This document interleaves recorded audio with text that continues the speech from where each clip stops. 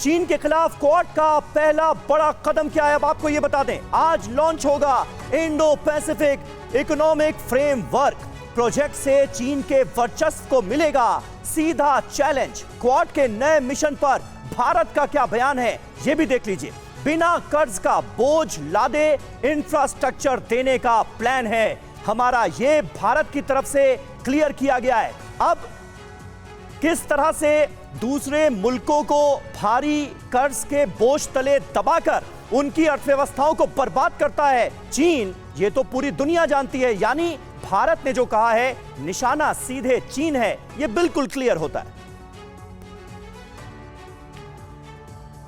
हालांकि Indo Pacific economic framework को लेकर भारत ने अभी बीच की लाइन पकड़ी हुई है। अभी उसने ना हाँ बोला है ना बोला। आइए इसके बारे में आपको बताते हैं कि इंडो पैसिफिक आर्थिक फ्रेमवर्क जो है इसको कैसे आप समझें। एशिया प्रशांत क्षेत्र में नए आर्थिक ढांचे की शुरुआत होगी।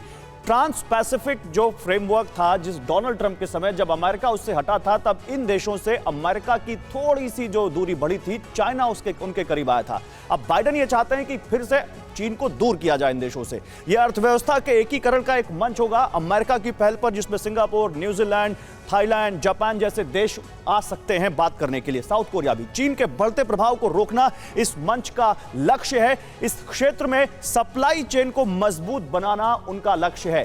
डिजिटल इकोनॉमी के लिए नए नियम बनाना, और यहां पर भारत को थोड़े से कंसर्न है। जो डिजिटल डेटा फ्लो है, इसको लेकर भारत की जो पॉलिसीज हैं, यहां पर अमेरिका की पॉलिसी से थोड़ी सी कॉन्फ्लिक्ट होती है।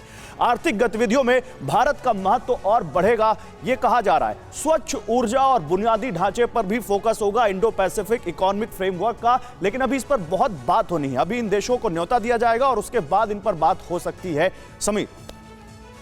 बिल्कुल। और बहल साहब, इस पर एक छोटा सा कमेंट आपसे चाहूंगा, क्योंकि बात यहां पर हो रही है इंडो पैसिफिक, और इंडो पैसिफिक अवधारणा जो है वही चीन को चुभती है। अब आप वांग यी का बयान देख लीजिए, वो बार बार एशिया पैसिफिक का जिक्र करते हैं और इंडो पैसिफिक अवधारणा को ही इस पूरे रीजन के खिलाफ बताने की कोशिश करते हैं। ये जरा समझाइए हमारे दर्शकों को, मसला क्या है? देखिए, पहले इसको एशिया पैसिफिक की तरह ही देखा जाता था। अगर आप एपेक देखें या किसी भी जगह देखें तो एशिया पैसिफिक का नाम आता था। ये नाम आज से 10-12 साल पहले ऑस्ट्रेलिया ने दिया था, इंडो पैसिफिक इस रीजन को। अच्छा। और इससे हमने ये निकालना था कि अगर चीन की तरफ जो कॉन्सेंट्रेशन था साउथ चाइना सी में या दूसरी जगह में, और जब हम एशिया कहते हैं तो चीन को उसका सेंटर ऑफ ग्रेविटी कहते थे, उसका सेंट्रल पोर्शन कहते थे, सेंट्रल किंगडम कहते थे। तो वहां कहीं ना कहीं उससे हटकर जब हम इंडो पैसिफिक कहते हैं तो वो इंडियन ओशन के ऊपर फोकस करता है, यानी कि भारत के ऊपर फोकस करता है। और दूसरी बहुत ही अहम चीज जो अभी आप लोगों ने बताई है वो है इंफ्रास्ट्रक्चर डेवलपमेंट, जो कि डेट की तरफ नहीं बढ़ेगा, डेट ट्रैप की तरफ नहीं बढ़ेगा, लेकिन एक नॉन एलिफेंट